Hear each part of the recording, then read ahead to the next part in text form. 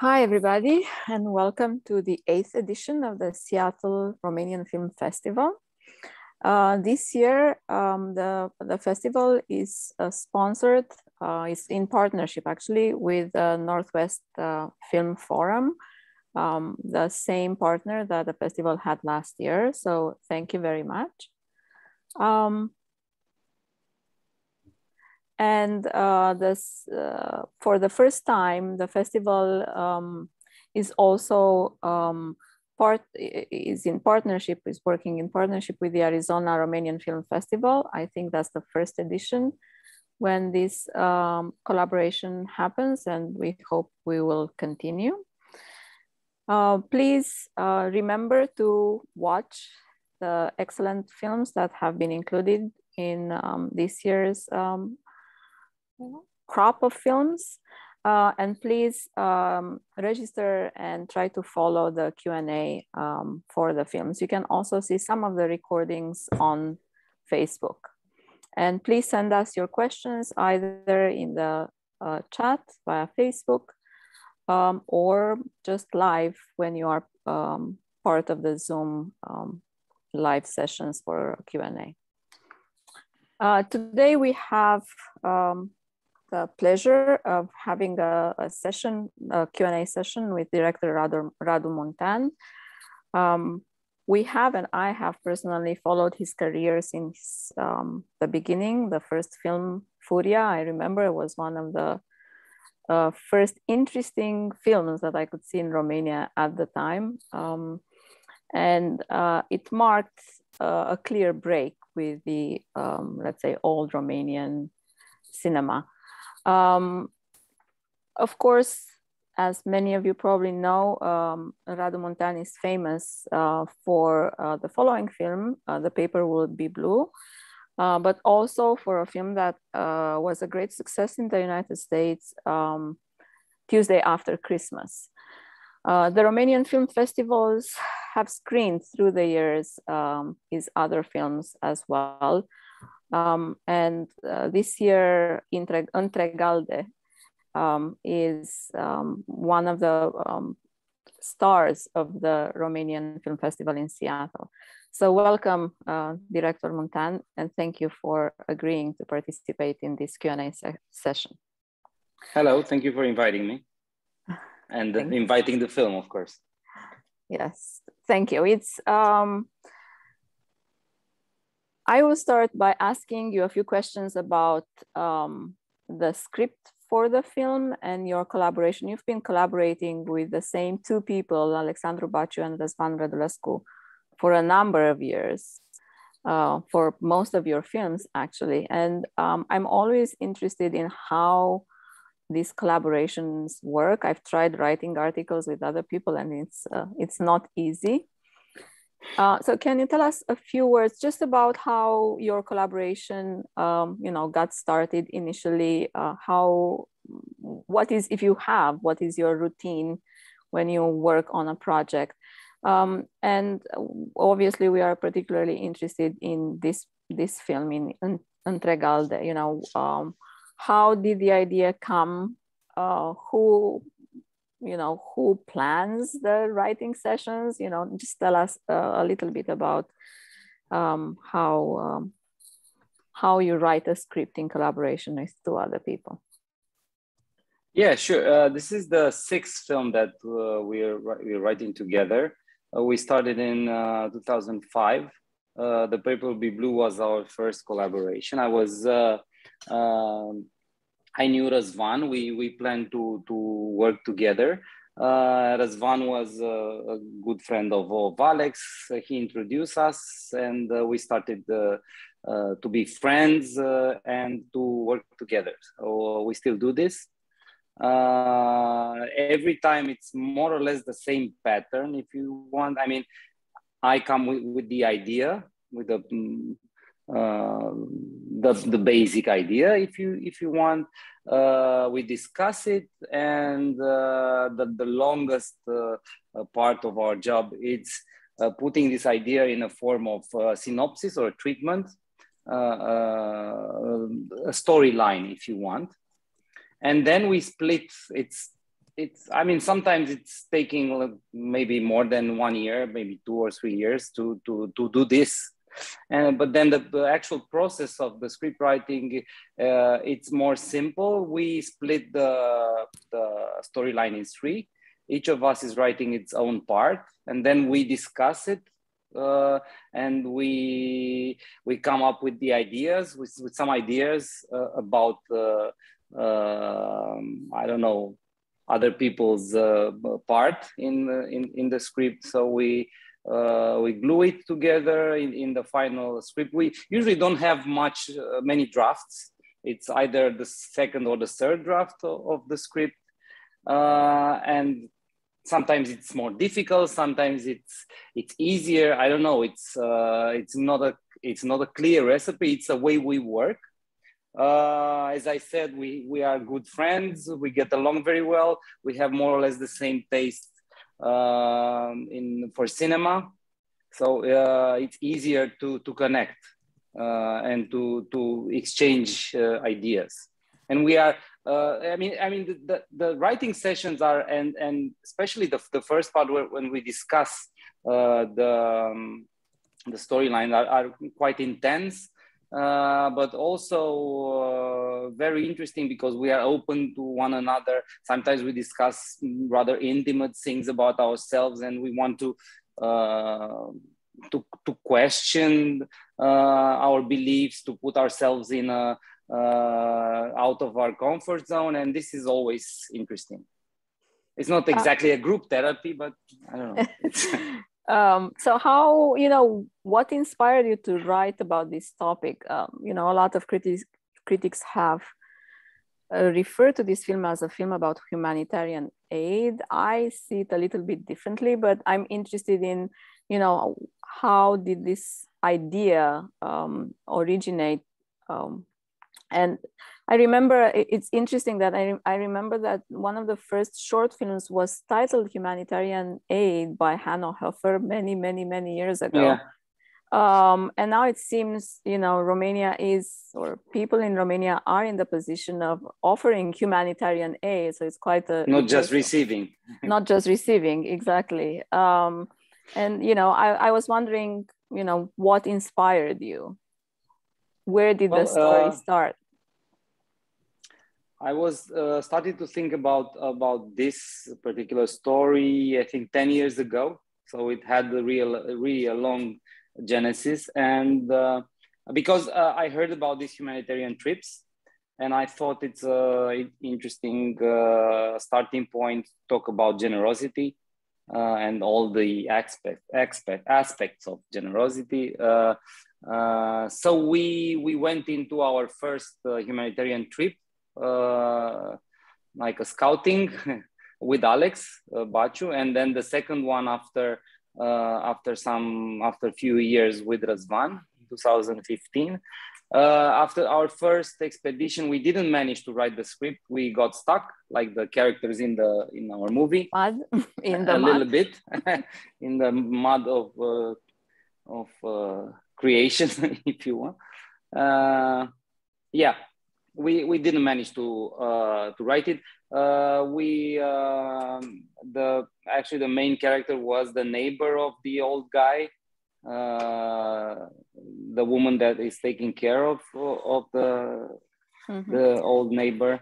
But we didn't know exactly how to develop it. And then after our second trip, Razvan and Alex actually got stuck with the car, and this opened a little bit the topic, and we managed to unstuck the script and wrote it finally. It was a long ride, actually. How did you choose the setting? To me, this is a movie more about initiation than it is. I mean, there is the question of what are we initiated into, and who is the subject of initiation. But it's more about initiation, and it seems to be that people are confronted with nature, and that reveals something about themselves. You also have the figure of Kente Aron, and my next question will be about that. who is also a trigger for this kind of initiation in the end. But my question is about the role of nature and whether you saw this as, you saw it as well as, you know, contrast between a world that seems to be dying, that's, you know, associated with these isolated villages, and a world that is bustling with technology but doesn't really know its way around things anymore. It seems that, you know, the people who come with humanitarian aids are in need of humanitarian aid in the end. Yeah, well, yeah, it's it's there are many questions in your Yes. question, and so, one is the role. I know, I understand about nature first. So it's yes. Actually the story got multi-layered, if you want, because after we went into these trips, we somehow managed to focus a little bit on what we want to say and what we want to discover, actually, because we are trying to talk about the limits of generosity, and discovering that, of course, it's easy to be generous when you are in a comfort zone and when you are inside of a very powerful and modern car, but when your life is in danger, it's not so easy anymore, and this is the moment that you test yourself. You reveal yourself. You reveal yourself, and your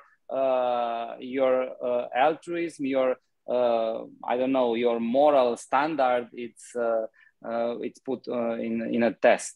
So of course, nature has an important part. Nature is the unknown for the people in the 4x4. The humanitarians, and you are right. I mean, it was important for us for the nature to become like a character, and that's why this area, it's actually it's in Apuseni Mountains. It's northwestern part of Romania, near Alba Iulia. It's has this particularity. It's the villages are very big in terms of a surface, but very sparsely populated. One house here, the other one after 3 or 4 kilometers. It's getting really, the roads are really bad, and it's getting harder and harder to travel especially during winter time. So this is the reason that most of the humanitarian trips are taking part in this region, especially in Romania. It's the perfect place to be there, especially if you like to ride the 4x4. It's the roads, the bad roads are perfect for testing the cars and the situation of the village in itself. As you said, it's a dying world. So it's the perfect setup for this story. And what we discovered that it's really interesting about this place, about the nature, is the fact that the nature itself is changing from 1 kilometer to another. I mean, it's as you saw in the movie in the beginning, it's quite beautiful. This amazing panorama, the valley, it's wide open. It's a really amazing place, and it's peaceful, and it's pretty. But when you go into the forest, it becomes dark. It becomes frightening, and it's actually the soil of this land is changing a lot. I don't know why, because maybe of the floodings, of the deforestation and the floodings. So every time we got there at the set, it was a little bit changed. One tree was fallen from one day to another. So it's changing a lot. It's like an organism, if you want. And for the villages, it was for the people from the humanitarian trip, it was the unknown, actually. And the film is talking about it's talking a lot about the unknown and about how you position yourself in relationship with this unknown and the prejudice that it's coming from this positioning toward the unknown. So yeah, it was really important to find the perfect location. Actually, we shot in Râmeț. It's a village near Întregalde, and but the main ditch, the main location, the forest, it's actually on the road between Întregalde, the village, and Râmeț. So yeah. I have more questions, but I want to give other people an opportunity to ask questions. So I'll stop after this question. I'm sure everybody noticed the performance of the non-professional Luca Sabin, who plays Kente Aron, and of the lady who gives him a bath in the end. I think those were star performances, and both of them, as I've said, are non-professional. And I'm curious about how you found them, how you convinced them to play in this film. Where do the stories that he tells these young people in the car, where do those stories come from? Are they just invented, or are there, local, not urban, I guess, rural stories that, have been passed around between villagers? So yeah, I'm interested in how you worked with them, where you found them. And I think sure. that the scene of the bath is very difficult to do even with professional actors. And I was impressed by that. Yeah, I knew from the start, from the beginning, that I'm not going to use a professional actor for the part of Kente Aron, because I needed this kind of authenticity that Luca Sabin, for example, it's bringing to the character. You cannot do this.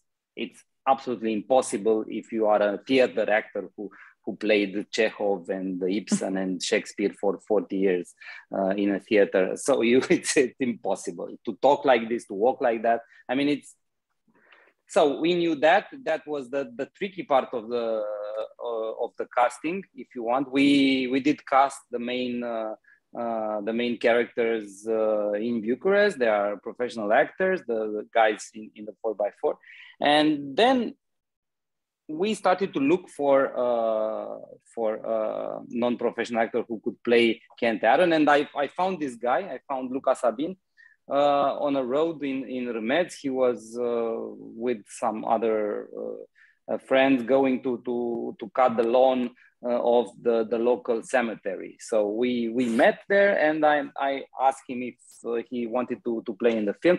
Actually, to be honest, most of the locals didn't want to be part in the film. They were a little bit afraid.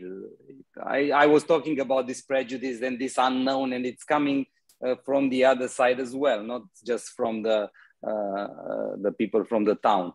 But this guy, Luca Sabin, was interested from the beginning to be part in this project. He looked exactly like I imagined the character. He looked fragile and a little bit strange.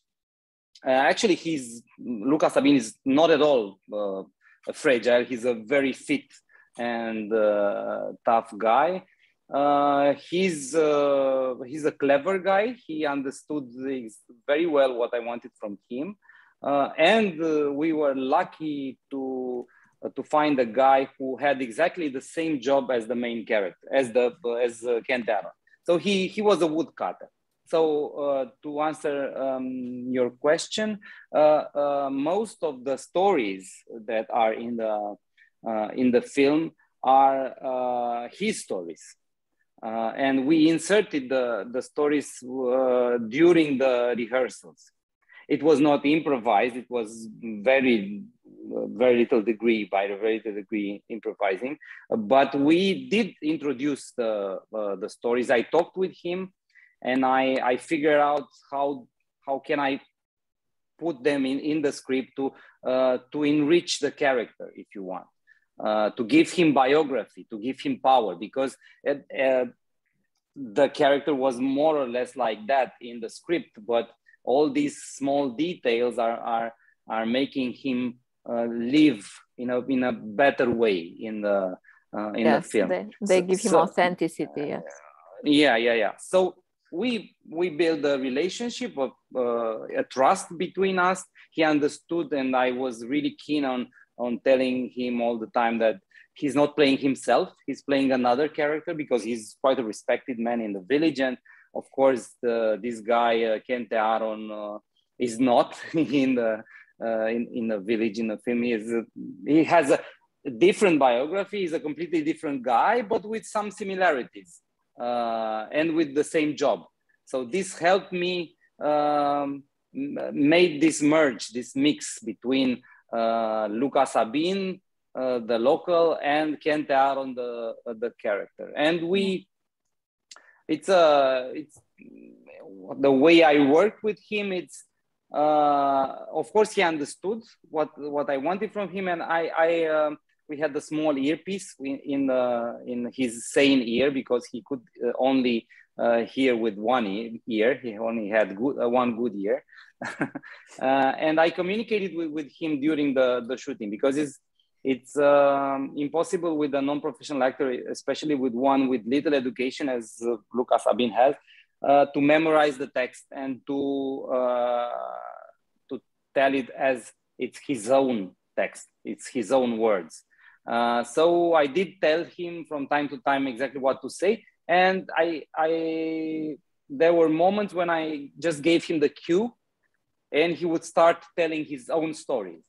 Because and we had also a cue for the ending of the story when I thought it's time to finish the story and to go into the next action. Fine. In the shot. Yeah, the film is almost documentary in the way it captures the language that he uses, because I assume that's a language that's about to die as well. So it has that sense of ethnographic. It's not easy to understand even for Romanians. You notice exactly. that. I mean, yeah. Exactly. Yes. How did you come up with the name Kente Aron? That's my last question, and then we have questions in the chat. Well, first of all, I forgot to tell you that Mariuța, the neighbor, it's actually his wife in a real life. So this was another advantage, another luck that we had, because imagine the scene, the bath scene that you were talking about. It's impossible to make otherwise. Yes, that's So we were lucky in this respect as well. The name Kente Aron. It's a mix. Actually, I made a documentary in 1994. About Lindenfeld. It's a village in Romania as well. So it was about 3 old guys who were the only survivors of this village, and one of the guys was named Kente. And as it was more or less my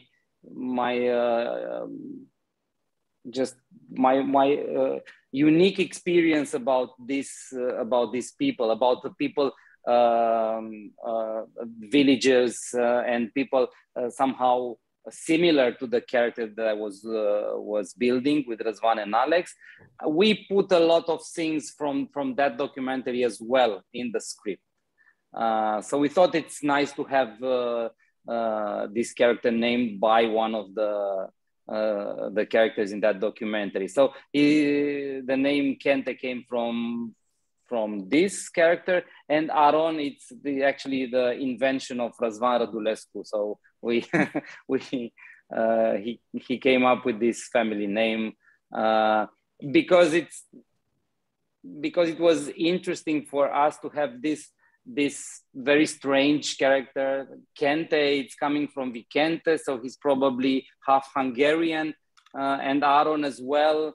It's also Romanian and Hungarian name, so it's a weirdo. It's a strange guy. Yes, it's an outsider. As I've said, I see him as a trickster figure. Yes. Okay. Let's see the questions from the chat. Otilia? Yeah, so we have somebody emailed us questions actually before the session started. I will start with this one because it kind of follows up your presence in the United States. So this is I would say in the community, this is the second time probably that the audience can see your film. Your film was shown in New York. So how was your experience at the New York Film Festival? And do you think there are relevant nuances which got lost through translation? Andreea Drogeanu wants to know. Well, New York Film Festival is one of my favorite festivals. I've been there only once until now with Tuesday After Christmas, 10 years ago, actually 11 years ago. And I really liked it. I really enjoyed it, and I'm glad it's a non-competitional festival. It's obviously an honor to be part of the selection. It's only the best of the year that are invited in this festival, and the screening quality, it's amazing. It's actually the best. It's better than in Cannes. I told Dennis Lim, the chief programmer of the festival, about this, and he was thrilled. And I just stayed and watched the film, although I've seen it for hundreds of times until now, working on it and at other screenings. But I just wanted to see it because it looks, and the sound and everything, it's exactly how we wanted it. So it was an amazing experience. The crowd, it's a connoisseur audience in the Lincoln Center. So it was as I imagined it would be. I don't know about the translation. We tried to translate it as simple and to summarize some things, especially I'm talking about the Kente Aron dialogue, which is, as I said, difficult to understand even for Romanians. It's the local dialect that has its own. I mean, I don't think that important things got lost in translation, but the overall feeling of the character and the I don't know, the sonority of the language, I think it got lost a little bit. I mean, not the meaning, but the shape of the dialogue. Mm-hmm. Thank you.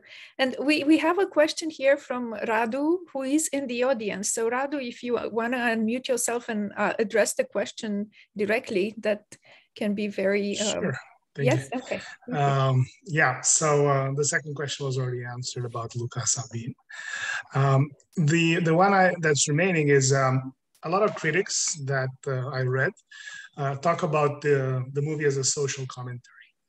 And when you set out to do the film, was that your purpose, or you just noticed this weird intersection between like the modern world, like people almost going on a safari, and the old world?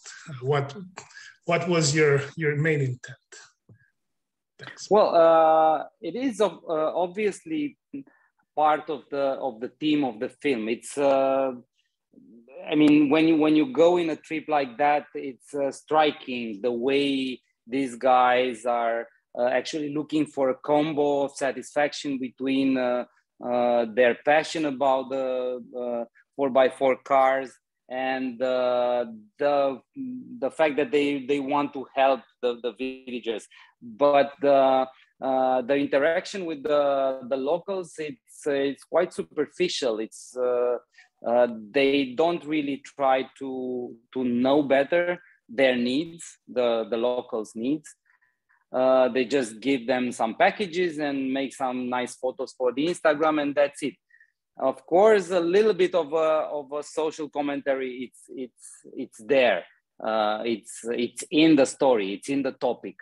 But my purpose was not at all to try to judge these people. I mean, our quest was in trying to find out in which proportion generosity is linked with the personal project of each other. I mean, for Maria, for example, the main character, it's the fact that she rescued Kente. It's more important for her than for Kente himself. He will probably escape in the next week, or he would die there like a caged animal. But for her, it's important that she proved that she could be, I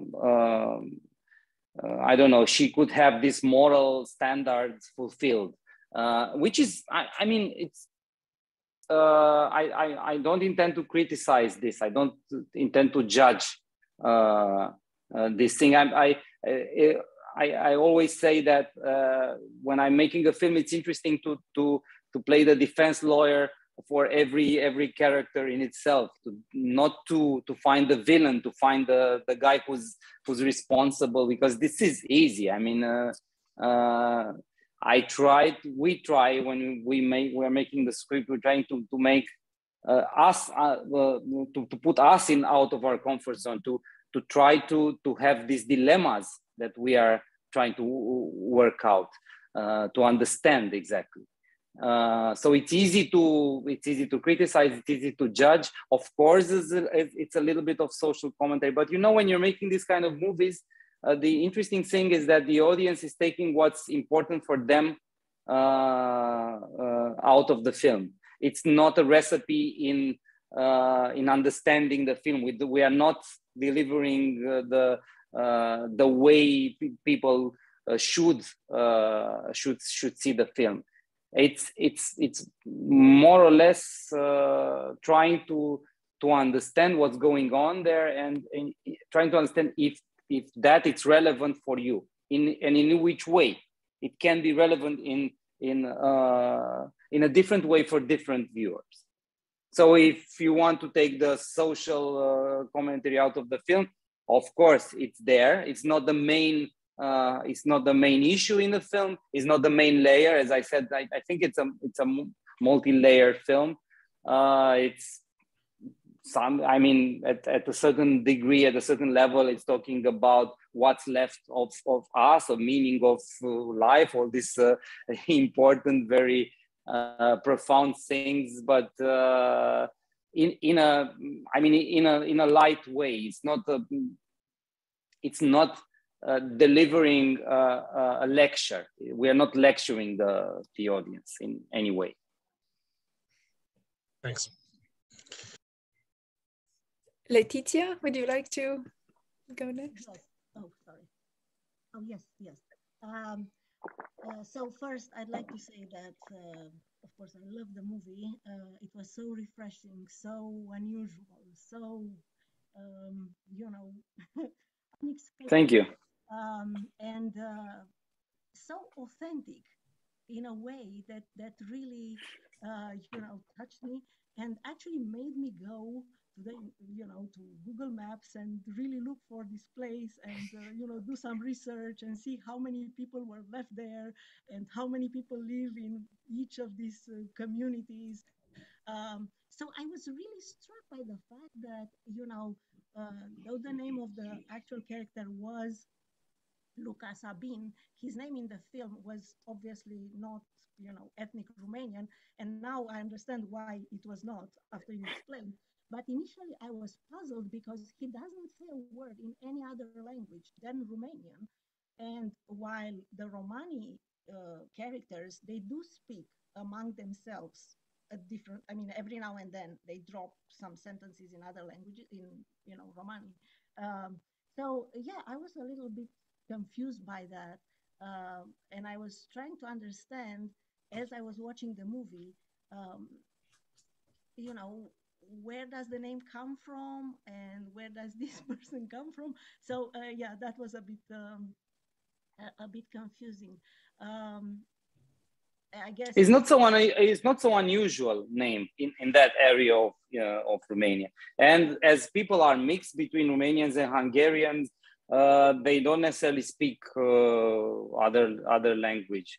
Of course, in the initial draft of the script, there were some words in Hungarian that Kente Aron would say at one point, but Luca Sabin didn't speak Hungarian, to be honest, and this was too much for him to make him speak in an unknown language. So we thought it's enough of a pariah, of a weirdo, and we're gonna keep him in this way, speaking Romanian.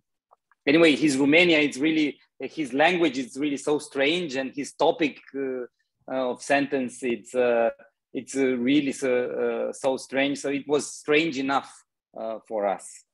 Yeah, it's interesting that the other characters refer to him as more, the dead one, or the sleeping one, adormitule. He is out of place.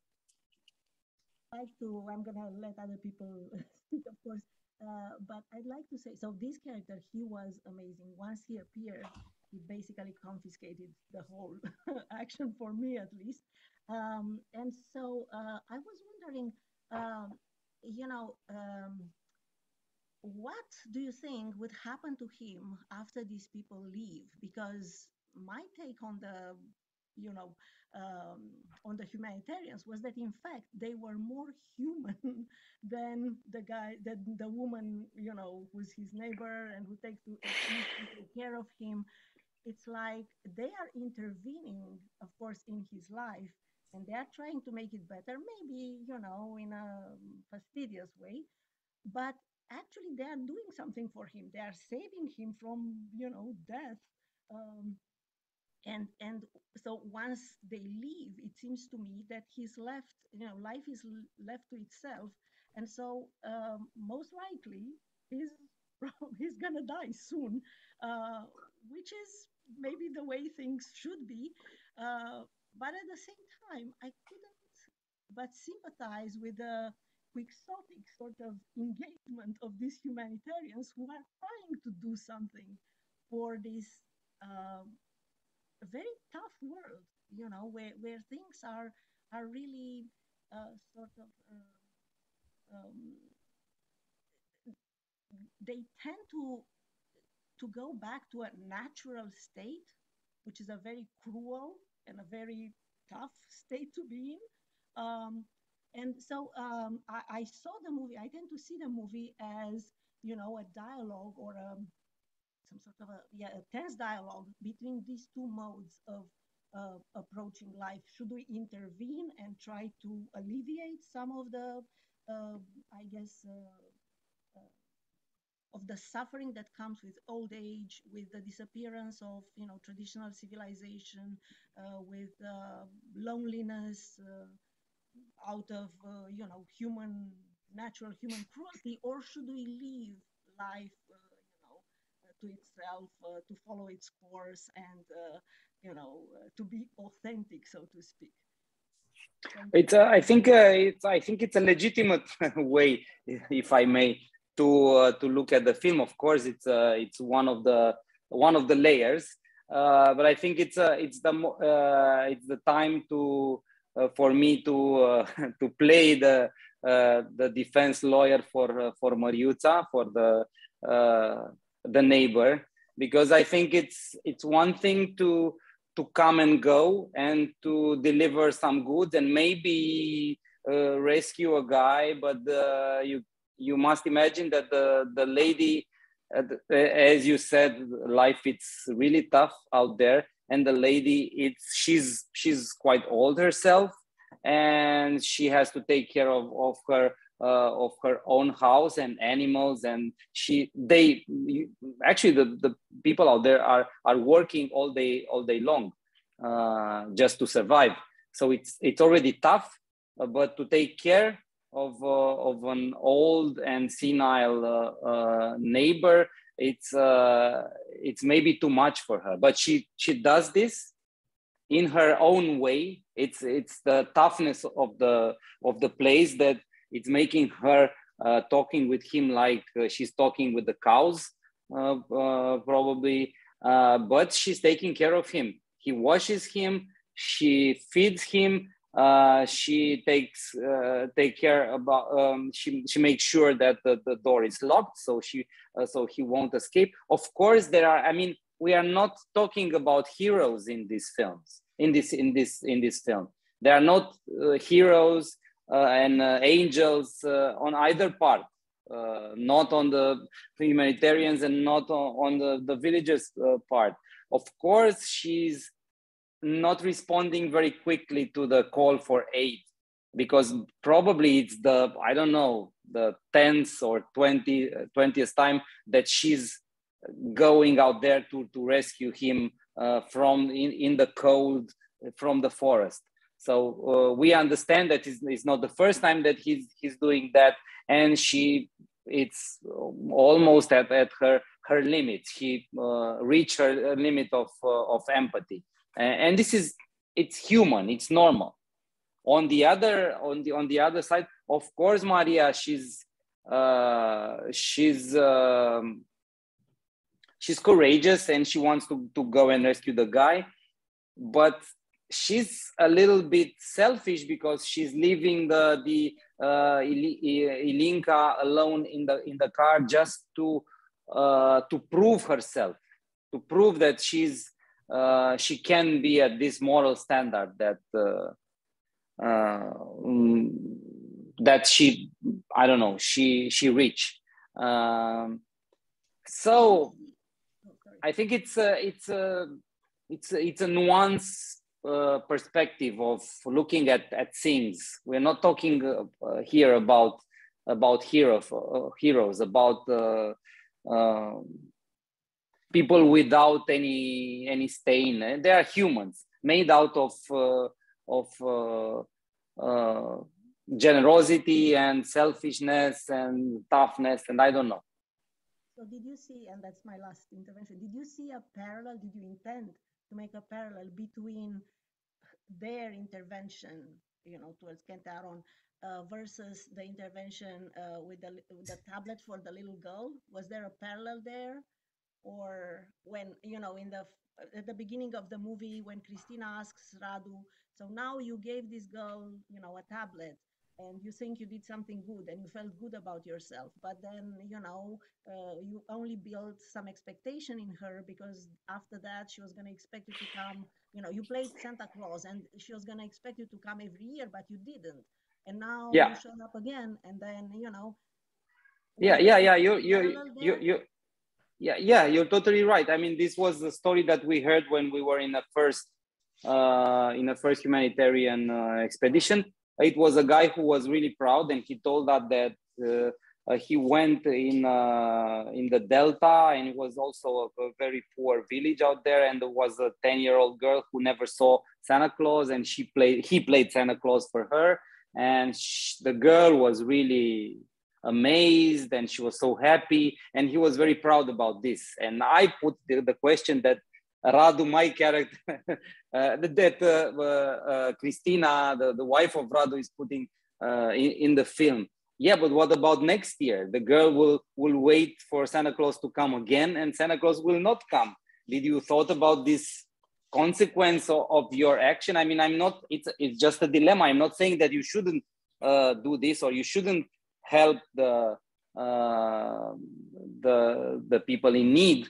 But you should think about these consequences. I mean, maybe you should do a more profound way. You should try to go every year.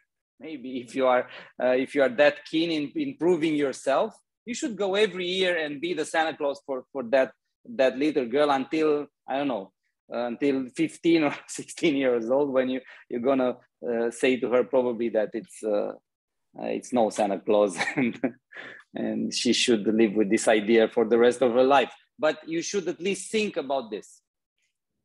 Radu, we have another. Yeah, just to follow another question that goes very well with with the discussion in the chat, and the chat is firing up, and there's hands. So I think everybody loved the film. That's an excellent sign. So Andrea from New York, also who saw your film at New York Film Festival, wants to know about the old lady. You know that these two girls are visiting, and they're dropping off, you know, humanitarian aid, and then the lady was obviously injured. And she wants to know, was that scene inspired by anything you saw during your 2 humanitarian trips? Exactly. It was. I was delivering some packages with Alex in a house like that, and it was really dark. Nobody could answer, and we just saw an old lady lying on the bed, and we just put the bag there, the package. We stayed until we saw that she moved a little bit. It was really dark, and we just went off. And then we continued to think about that lady. We didn't know exactly if she was well or not. And but the guy in the car that was our partner in the expedition did start to honk the car, because we were on a tight schedule, and we should deliver the goods at other houses. So we were in a hurry.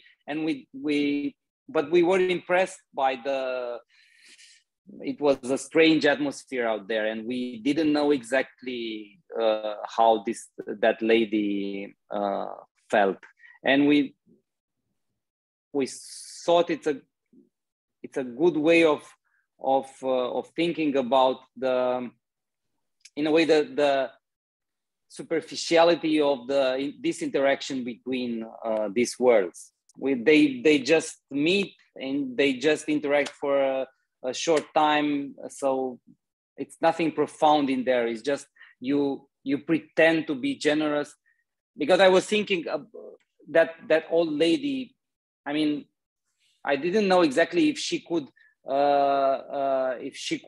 stand up or she could open the package that we sent. It was almost worthless. Thank you, Radu. I see Stuart has been keeping his hand up for a question. So please go ahead, Stuart. And then we have questions from Mary and Irina. So I will ask you to address them, yourselves. Thank you. First of all, I saw your film at the New York Film Festival, and I really was impressed by the way in which you were able to insert your theme of generosity into the dramatic texture of the film, making the characters very much wedded to that concept.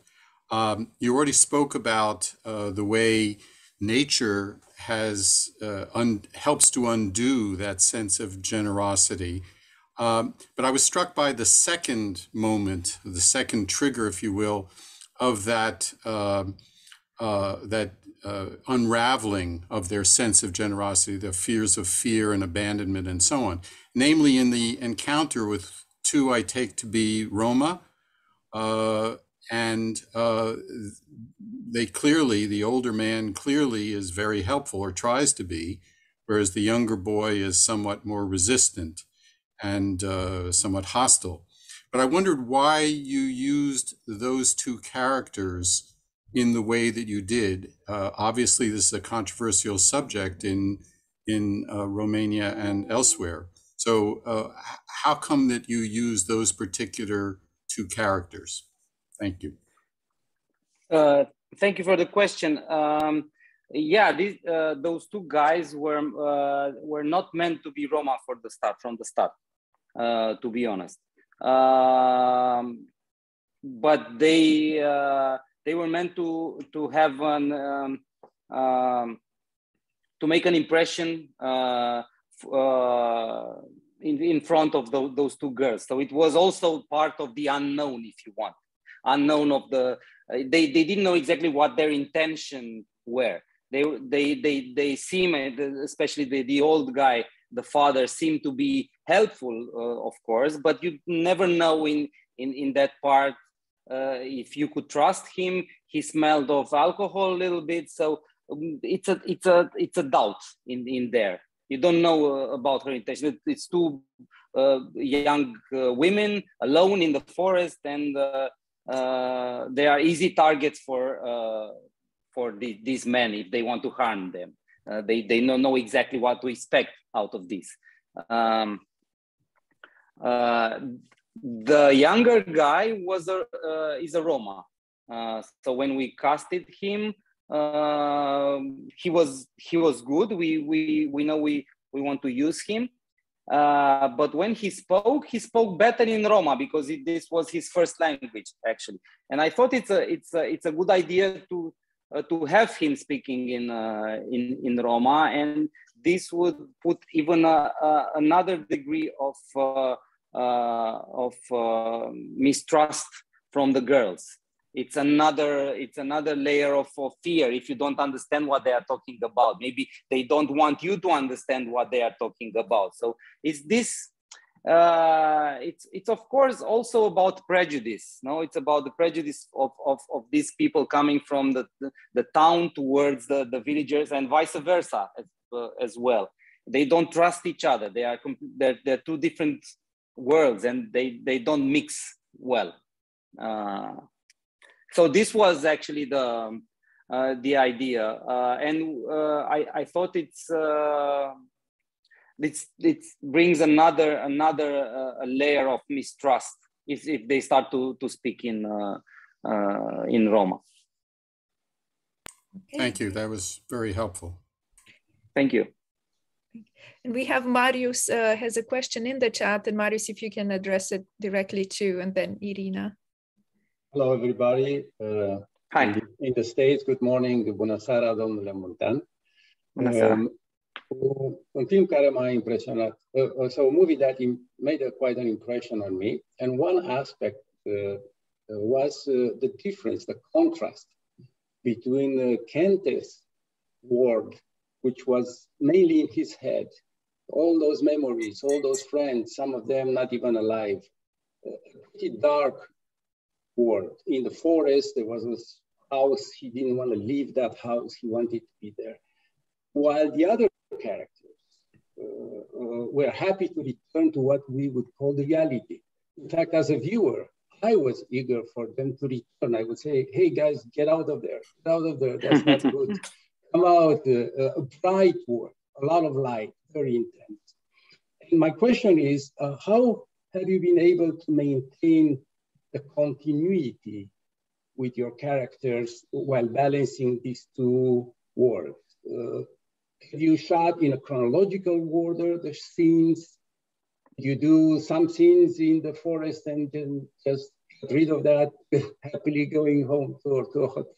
Can you tell us a bit about the light and the way you shot scenes, especially in the forest? We tried to. I tried to shot chronologically. The only thing that we shot it in a different way was the beginning of the film, because it was we did shot the film in during the lockdown exactly 1 year ago. We were in the shooting. So in Romania it was I think the second wave of COVID lockdown.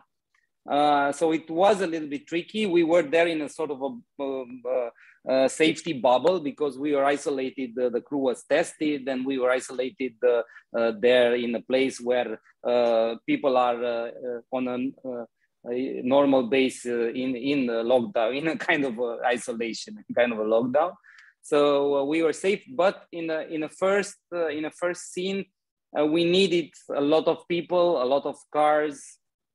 And we decided to make it at the end of the film just to be on the safe side. So if something happens, at least we did the film, we shot the film, and we didn't have to interrupt it because 1 or 2 cases of COVID.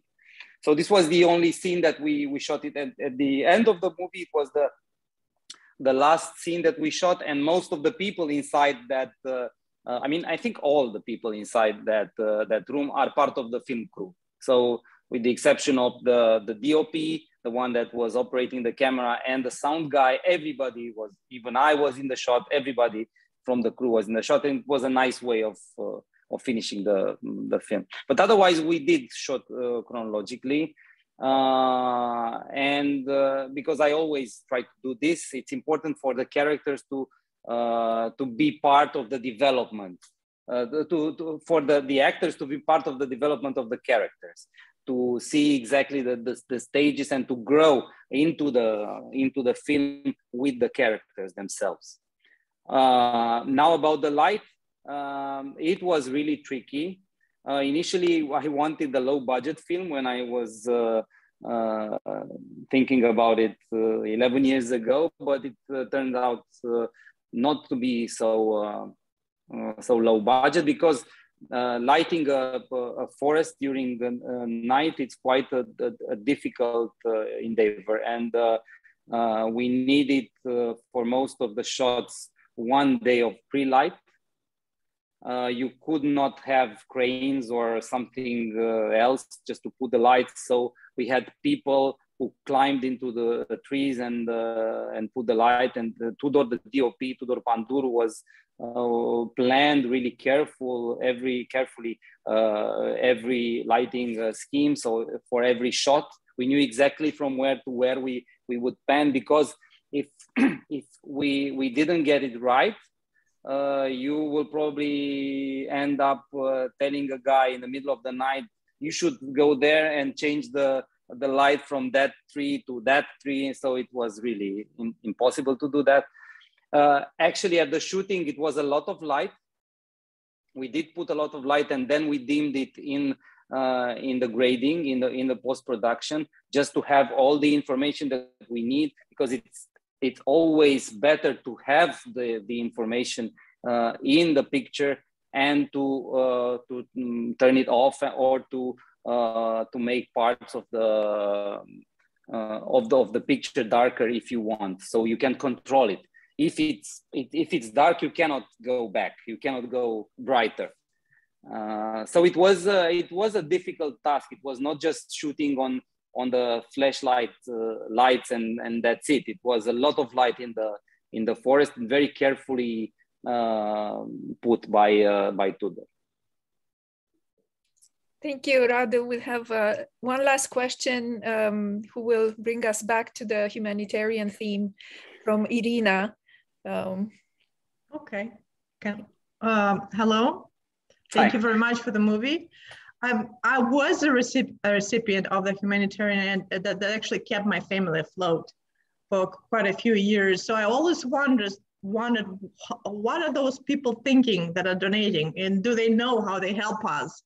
And even if they help us superficial, it's fine with me, because it was helping our family. So I understand why I would make a movie out of it, because it's personal to me, but why would you make a movie? Is it personal, or you choose it because it's a social issue that you want to address? Thank you. No, it was just this dilemma of being continue to be generous when your life is in danger. As I said, I took part in 2 humanitarian expeditions, and it was not so hard and so tough being part of this expedition. It's socializing with some friends, going on interesting trips with the powerful cars, and being generous, which somehow pets your ego a little bit. But if your life is in danger, as is for the characters, the main characters in the movie, would you still help your kin? Would you still help a guy who is in even bigger danger than yourself? This was the question. It was the interesting, the dilemma, which was at the starting point of this movie. Thank you so much. Thank you, Radu, for this wonderful film. I think it will haunt us for quite a while, you know. Well, I hope. Yes. Until the next one. Thank you very much. Exactly. Yeah, thank you very much. Thank you so Thank much. you. Thank you very much. It was a really interesting Monica, conversation. for moderating from New York. Thank you. Thank you, Monica. Yes. Thank you. Thank you. It was nice meeting you. Yes. Yes. Okay. Thank you everyone, and please come to the other Q&As. We have Q&As every day, and wonderful films, 23 films in the festival, and with partnerships in Arizona and Detroit. So I hope you will dedicate this week to a marathon to good Romanian films that we can share with our American neighbors and other communities here. All the Q&As are in English, all the films have English subtitles, and everybody is welcome. So thank you again. Thank you. Goodbye. Thank you. Bye. Bye-bye. Patience.